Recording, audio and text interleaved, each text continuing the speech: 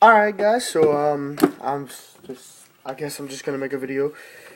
It's not gaming related, it's obviously Yu-Gi-Oh related. And I was gonna make a Halo Wars game, but I accidentally deleted my stuff. So here we go. I'm just gonna show you the basics and what you can do. So yeah, let me just get all my goddamn cards out. Alright. So as you should know so far, that a basic deck, well, maximum deck is of 60, alright? So a maximum deck of 60, and your side deck, which as you can see right here, which is filled with your fusion monsters, XYZ monsters, ritual monsters, and I don't know the other one else, but it's some other monster. And those are only 15 cards, which you put as the side deck. And as you put those in the side deck, you also have your main deck, which I have currently right here in my hands. And this deck is not that big. It's only 40 cards. These decks, I don't know how much is in here. This is just some other cards that I have. But yeah. Another thing you're going to really need is what you see right here, which is a game board. It's the Pendulum Zone, Extra Deck, Field Zone, all that stuff. Shows you the phases and stuff. But so what I've learned is that you're going to want to have a deck of at least 20 cards, 20 monster cards right here. And so what I've chosen is 2 pendulum cards. The other pendulum cards somewhere. Some of my Elemental Hero, some other cards. Here's my other pendulum. Noble Knight Joanne. 2 Odd Eyes Dragons and Elemental Heroes, of course. So 20 monsters. The other one, which is the spells, which is 10 spells. You would want 10 spells, which I've chosen all, as you can see here. And then, of course, obviously, if I have 40 cards and I have 20 monsters, then 10 spells, well, obviously I'm going to have 10 traps. So, you just have 10 traps, obviously, so I've chose these, as you can see right now.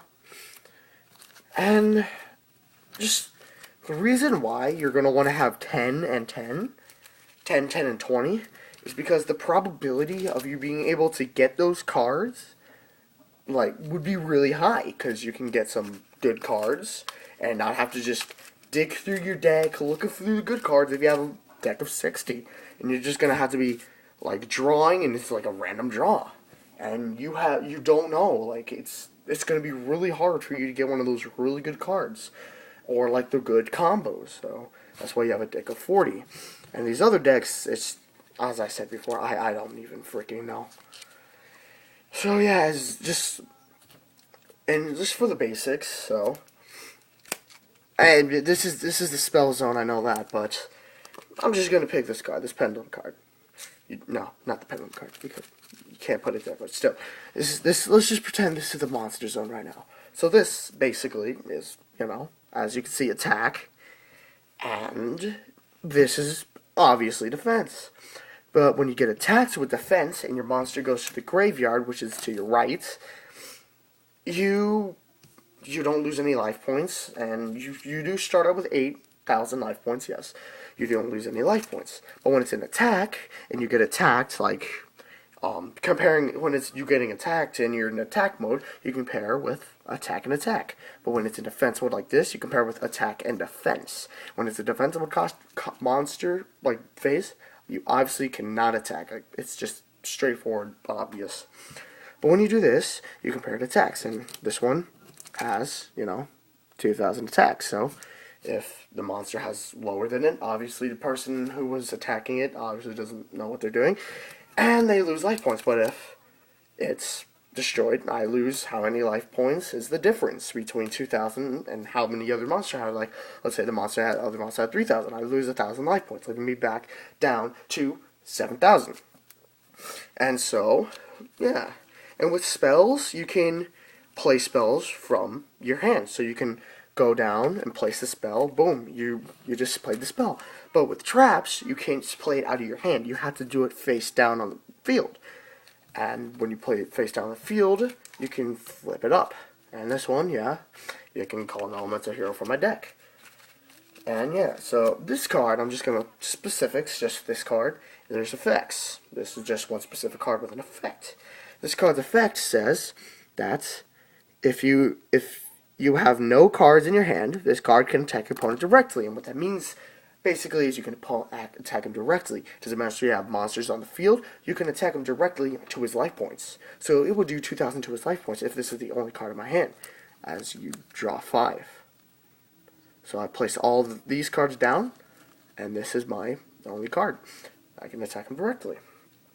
Some other ones benefit others, like Elemental Heroes, which one of the spells that I have, like this, can spawn a fusion monster. Can summon a fusion monster. And I'll show you those fusion monsters in a second after I tie up this deck. So these fusion monsters, they're really powerful. Like as you can see, this one of my most powerful. There's these fusion ones. This one is a ritual, which is like light blue. Another fusion. These ones are XYZs, which are black. And I'd say they're pretty good, but this one has the weirdest name, Black Ship of the Corn. Like, the fuck? But these, they go through a long process of where the fuck is my other one? What the fuck? Bro, I'm about to get really pissed. What the fuck? Okay, I'll find it later.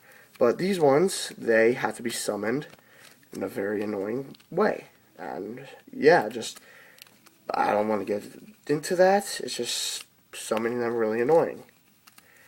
And right now I'm extremely pissed because I can't find my other monster. Fuck. Alright, whatever. But yeah, so that's basically the basics for now. And I'll see you guys later.